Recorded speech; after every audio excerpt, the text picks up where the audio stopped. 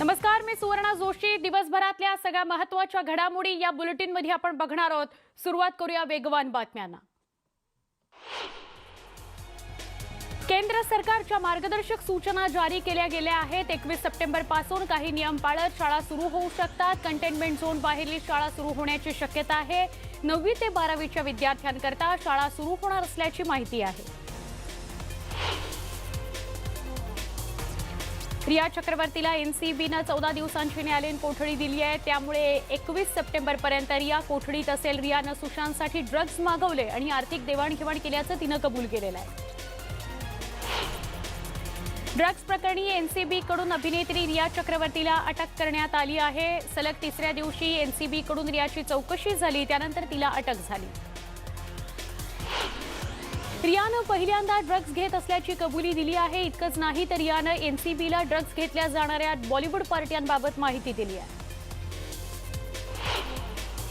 Riya चक्रवर्तीची antigen taste negative आली तर तिला कोणताही इतर आजार नसल्याचंही वैद्यकीय रिपोर्टमधून समोर आलं आहे।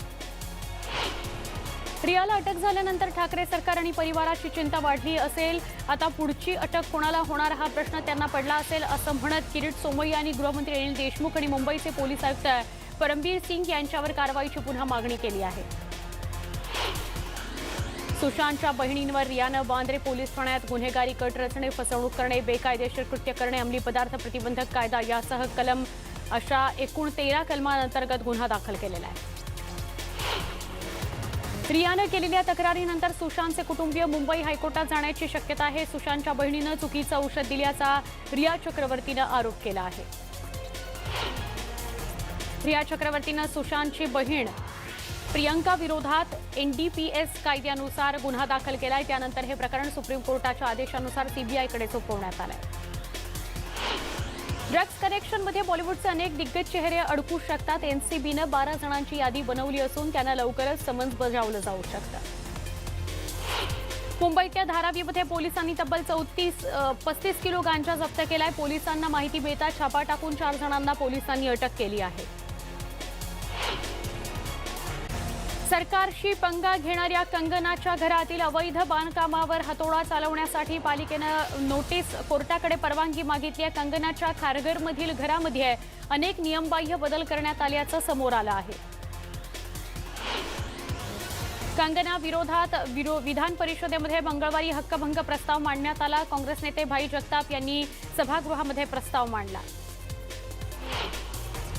गृहमंत्री अनिल देशमुख यांनी कंगनाच्या ड्रग्ज सेवन प्रकरणाची चौकशी केली जाणार असल्याचं सांगितलंय। अध्ययन सुमनन या कंगनावर ड्रग्ज सेवनाचा आरोप केला होता।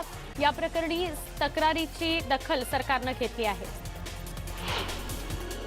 कंगना राणावतवरील ड्रग्जच्या आरोपांची चौकशी करण्याची घोषणा गृहमंत्री अनिल देशमुख यांनी केली। त्यानंतर कंगनानंही आपली ब्लड टेस्ट करा, सिद्ध झालं तर मी मुंबई सोडून जाईन असं आव्हान दिलंय। विरोधी पक्षनेते देवेंद्र फडणवीस यांनी कंगनाच्या वक्तव्यानं महाराष्ट्र पोलिसांचा अपमान झाल्याचं सांगितलं। मात्र सत्ताधारी विरोधी पक्षात असताना त्यांनी पोलिसांविषयी कोणती वक्तव्य केली होती याची आठवण करून दिली। मुंबई महानगरपालिकेनं कंगनाच्या पाली हिल आणि वांद्र्यातील कंगनाच्या ऑफिस बाहेर स्टॉपवर्कची नोटीस बजावली आहे। तिच्याकडून अनेक नियमांचं उल्लंघन केलं गेल्याचं बीएमसीकडून सांगण्यात आलंय। कंगना राणावत असो की आणखी कोणी बेकायदेशीर काम केलं असेल तर कारवाई होणारच असं समाजवादी पार्टीचे नेते अबू आझमी म्हणाले। कंगनाला Y+ सुरक्षा दिल्यानंतर मनालीतील तिच्या घराबाहेर सुरक्षा रक्षक तैनात करण्यात आलेत। कोरोना रिपोर्ट निगेटिव्ह आल्यानंतर ती चंदीगडला आणि तिथून मुंबईत दाखल होणार असल्याचं सांगण्यात येत आहे। अनेकांना वाटलं टाळ्या वाजवल्या, घंट्या वाजवल्या की कोरोना जाईल, पण गेला का अनेकांचा गैरसमज होता। पण वास्तव मात्र वेगळं आहे असा टोला नाव न घेता उद्धव ठाकरे यांनी पंतप्रधान नरेंद्र मोदी यांना लगावलाय। भारतात लस 15 ऑगस्टला येईल असं जाहीर केलं गेलं, पण 15 ऑगस्ट तारीख होऊन गेली, लस आलीच नाही। काही राज्यात निवडणुका आल्याची टीका मुख्यमंत्री उद्धव ठाकरेंनी केंद्र सरकारवर केली। पावसाळी अधिवेशनाचं सगळ्यात मोठं फलित म्हणजे 29,000 कोटींच्या पुरवणी मागण्या मान्य झाल्या आहे। अधिवेशनाचं फलित कामकाजाच्या दरम्यान देशात सर्वात जास्त टेस्ट महाराष्ट्रात सुरू असल्याची माहिती आरोग्यमंत्री राजेश टोपे यांनी दिली। आरेवरून अधिवेशनामध्ये आजी माजी मुख्यमंत्र्यांमध्ये चांगलीच जुंपली. अहंकाराला महत्त्व देण्यापेक्षा जनतेच्या प्रश्नाला महत्त्व दिल्याचा टोला फडणवीस यांनी मुख्यमंत्री उद्धव ठाकरेंना लगावला. तर मुख्यमंत्र्यांनीही रात्रीची झाडं तोडली नाहीत असं सांगत भाजपला खोचक टोला लगावला. फडणवीस सरकारच्या काळातील जलयुक्त शिवार ही योजना अपयशी ठरल्याचं कॅगकडून नमूद करण्यात आलं आहे. या योजनेवर 9,634 कोटी रुपये खर्च करूनही पाण्याची गरज भागवण्यात व भूजल पातळी वाढवण्यात अपयश आल्याचं कॅगचं म्हणणं आहे. विधान परिषदेच्या उपसभापती पदाची निवडणूक मंगळवारी अखेर पार पडली. शिवसेनेनं या निवडणुकीत बाजी मारली. शिवसेनेच्या नेत्या नीलम गोरे यांची उपसभापतीपदी निवड झाली आहे. विधान परिषद उपसभापती पदाच्या निवडणुकीविरोधात भाजपनं कोर्टात धाव घेतली आहे. भाजपनं मुंबई हायकोर्टात याचिका दाखल केली आहे. कोरोना काळात काही आमदार अनुपस्थित असल्याचा दावा भाजपनं केला आहे. राज्यात दिवसभरात 20,131 कोरोना रुग्णांची भर पडली आहे तर 380 रुग्णांचा मृत्यू झाला आहे. राज्यात सध्या 2,43,000च्या वर रुग्णांवर उपचार सुरू आहेत तर मृत्यूदर 2.9% आहे. कल्याण डोंबिवली महापालिका क्षेत्रात सलग 7व्या दिवशीही कोरोनाचे 400 पेक्षा जास्त रुग्ण आढळलेत. पालिका क्षेत्रात 405 रुग्ण आढळले तर डोंबिवलीत 235 रुग्ण आढळलेत. नागपूर कोरोना पॉझिटिव्ह रुग्णांच्या बाबतीत रुग्णालयाकडून दाखवण्यात येत असलेल्या असंवेदनशीलतेमुळे एका कोरोना पॉझिटिव्ह रुग्णानं घरातच प्राण सोडले तर अंत्यसंस्कारासाठी अँब्युलन्स यायला तब्बल 5 तास लागले. कोल्हापूर शहरामध्ये 10 दिवसाचा जनता कर्फ्यू घोषित करण्यात आला. 11 तारखेपासून 21 तारखेपर्यंत कोल्हापुरात जनता कर्फ्यू असेल. कोल्हापुरामध्ये जनता कर्फ्यूच्या बैठकीमध्ये वादावादी झाली. चेंबर ऑफ कॉमर्सच्या बैठकीमध्ये काही व्यापाऱ्यांनी जनता कर्फ्यूला विरोध केला. कोविड सेंटरमध्ये सुविधा मिळत नसल्याचा आरोपही यावेळी करण्यात आला. सांगलीत 10 दिवसांचा जनता कर्फ्यू असणार आहे. 10 सप्टेंबरपासून जनता कर्फ्यू लागू होणार आहे. नाशिक महापालिका रुग्णालयामध्ये कोरोना बाधित महिलेचा विनयभंग करण्यात आला आहे. आरोग्य सेवेतील कर्मचाऱ्यानं विनयभंग केला. या सगळ्या प्रकारावर भाजप नेत्या चित्रा वाघ यांनी सडकून टीका केली. वर्धा जिल्हाधिकारी हिंगणघाट तहसील कार्यालयात तसंच वर्धेच्या प्रशासकीय भवनात कोरोनाचा शिरकाव झालाय. वर्ध्याचे अप्पर जिल्हाधिकारी हिंगणघाटचे तहसीलदार कोरोना पॉझिटिव्ह निघाले आहेत.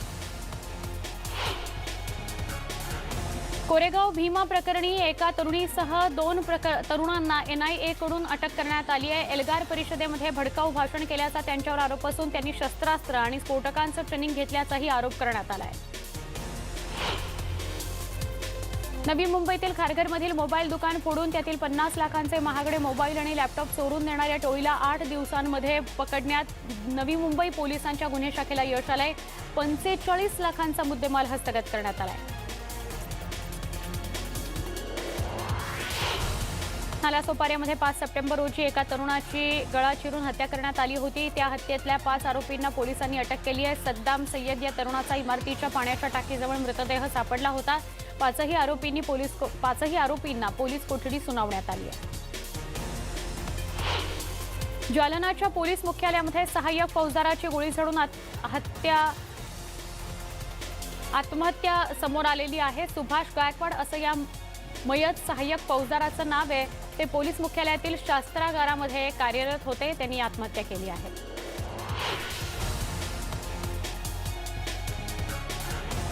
कोल्हापूरच्या पन्हाळगड परिसरामध्ये ढगफुटीसारखा मुसळधार पाऊस झाला. सुमारे 2 तास पावसानं पन्हाळगडाला झोडपून काढलं. जिल्ह्याच्या पश्चिम भागात पावसाचा जोर वाढलाय.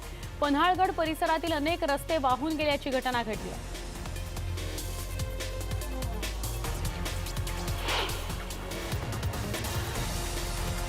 जोरदार पावसानं बीड जिल्ह्यातील खरीप पिकाचं अतोनात नुकसान झालं. पंचनामा करण्याची शेतकऱ्यांची मागणी आहे.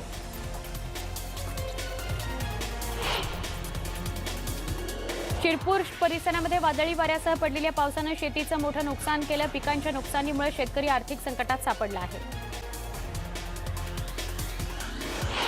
तब्बल 21 वर्ष रखडलेल्या एकरूप उपसा सिंचन योजना अखेर पूर्णत्वास आली आहे. उजनी धरणाच्या डाव्या कालव्याद्वारे कारंबा पंप हाऊस इथं आलेलं पाणी उपसा करण्याचं काम सुरू करण्यात आलं. कोरोनाच्या जनजागृती करण्यासाठी हिंगोलीतल्या बाळापूर इथं कायमरूपी एक चक्क यमराज रेडा घेऊन रस्त्यावर उतरले. हातामध्ये माईक घेऊन बाळापूर इथं जनजागृती करताना ते दिसले. कोरोनामुळे गेल्या 6 महिन्यांपासून राज्यासह देशामध्ये लॉकडाऊन असताना संपूर्ण लग्नसराईवर विरजण पडलं होतं. त्यामुळे बँडवाले, घोडेवाले, लाइटिंगवाले यांच्यावर उपासमारीची वेळ आली आहे. अमरावतीमध्ये बँड, घोडे, लाइटिंग घेऊन जिल्हाधिकारी कार्यालयावर मोर्चा काढण्यात आला. पूर्व लडाख भागामध्ये एलएसी जवळ चीनचं सशस्त्र सैन्य तैनात करण्यात आलं आहे. एलएसी अर्थात प्रत्यक्ष नियंत्रण रेषेजवळ हे सैन्य तैनात करण्यात आलं आहे. चीनी सैन्याच्या हातात स्टिक मॅचेस नावाचं शस्त्र आहे. अरुणाचल प्रदेशातून बेपत्ता झालेले 5 भारतीय नागरिक चीनच्या ताब्यात असल्याची कबुली चीननं दिली आहे. केंद्रीय मंत्री किरेन रिजिजू यांनी ट्विट करून ही माहिती दिली आहे. चीनच्या पीएलएनं भारतीय सैन्याच्या हॉटलाईन मेसेजवर ही कबुली दिली आहे. भारतीय सैन्यानंतर आता परराष्ट्र मंत्रालयानं सुद्धा चीनकडून करण्यात आलेल्या गोळीबाराचा दावा फेटाळून लावला आहे. सोबतच चीनी मीडियाद्वारे भारताचे राष्ट्रीय सुरक्षा सल्लागार अजित डोवाल यांच्यावर टीका करताना काही खोटे दावे करण्यात आल्याचं समोर येत आहे. एलएसीवर चीनसोबतच्या तणावाची माहिती पंतप्रधान नरेंद्र मोदींना देण्यात आली. फायरिंग केल्याचा चीन आरोप करत आहे, म्हणजेच लक्ष हटवण्याचा प्रयत्न असल्याचं संरक्षण मंत्रालयानं म्हटलं आहे. एलएसीवरील चीनसोबतच्या वाढत्या तणावाच्या पार्श्वभूमीवर किश्तवाड या जिल्ह्यामध्ये लढाऊ विमानं उतरवण्याची तयारी सुरू झालेली आहे. किश्तवाडमध्ये पहिल्यांदाच लढाऊ अपाचे हे हेलिकॉप्टर पाहायला मिळालं. किश्तवाडपासून चीनचं अंतर 210 किलोमीटर इतकं आहे. केंद्र सरकार राज्यांना लवकरच जीएसटीची रक्कम देणार आहे. जीएसटीची रक्कम देण्यावरून काही अफवा पसरवल्या जात होत्या. त्यावर अर्थ मंत्रालयानं स्पष्ट केले की कोरोनामुळे झालेलं नुकसान आणि जीएसटी लागू झालेल्या नुकसानीची भरपाई दिली जाणार आहे. रेल्वे स्टेशनवर मास्क न घालणं आता चांगलंच महागात पडू शकतं. रेल्वे प्रवाशांनी मास्क घातला नाही तर 500 रुपयांचा दंड ठोठावला जाणार आहे. झारखंडमधल्या गोड्डामध्ये एक धक्कादायक प्रकार समोर आलाय. सोमवारी रात्री उशिरा महर्षी मेही आश्रमामध्ये घुसून 5 सशस्त्र लोकांनी साध्वीवर सामूहिक बलात्कार केला. याआधी दुसऱ्या साध्वींना मारहाण करण्यात आली. 100 बातम्यांमध्ये इथे एक छोटासा ब्रेक. लगेच भेटूया अजून काही बातम्यांसह. पहा फक्त न्यूज 18 लोकमत.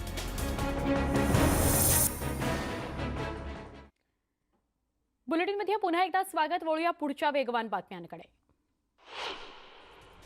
कोरोना पॉझिटिव्ह आल्यानंतर आता पहलवान दीपक पुनियाला रुग्णालयातून डिस्चार्ज देण्यात आला आहे. त्यांना आता त्यांच्या घरीच होम क्वारंटाईन राहण्यास सांगण्यात आलंय. दरम्यान राष्ट्रीय शिबिरासाठी गेल्यानंतर ते कोरोना पॉझिटिव्ह आले होते. उपांत्यपूर्व फेरीमध्ये भारताचं आव्हान संपुष्टात आलं आहे. भारताचा रोहन बोपन्ना आणि त्याचा कॅनडाचा सहकारी जेनिस शोपोवलोवो यांना पुरुष दुहेरीमध्ये आपला गाशा गुंडाळावा लागला. प्रसिद्ध टीव्ही शो भाभी जी घर पर है चे प्रोड्युसर संजय कोहली यांना कोरोनाची लागण झाली. अनेक दिवसांपासून या भागात शूटिंग बंद होतं. हॉलिवूडचे प्रसिद्ध चित्रपट निर्माते क्रिस्टोफर नोलन यांचा चित्रपट टेनेट याने जगभर जवळपास 1100 कोटी रुपयांची विक्रमी कमाई केली आहे. ज्येष्ठ अभिनेत्री सुरेखा सिकरी यांना काल ब्रेन स्ट्रोक झाल्यामुळे त्यांना रुग्णालयात दाखल करण्यात आले. त्यांची प्रकृती सध्या स्थिर असल्याचं समजतंय. नोव्हेंबर 2018 मध्ये त्यांना ब्रेन स्ट्रोक झाला होता. त्यानंतर त्या बऱ्या झाल्या आणि कामही त्यांचं सुरू होतं. दीपिका पदुकोण लवकरच आता चित्रपटाच्या शूटिंगसाठी गोव्याला जाणार आहे. शकून बत्रा यांच्या नव्या चित्रपटाचं शूटिंग गोव्यात होणार आहे. त्यामुळे दीपिकासह इतर कलाकारही गोव्यात दाखल होणार आहेत.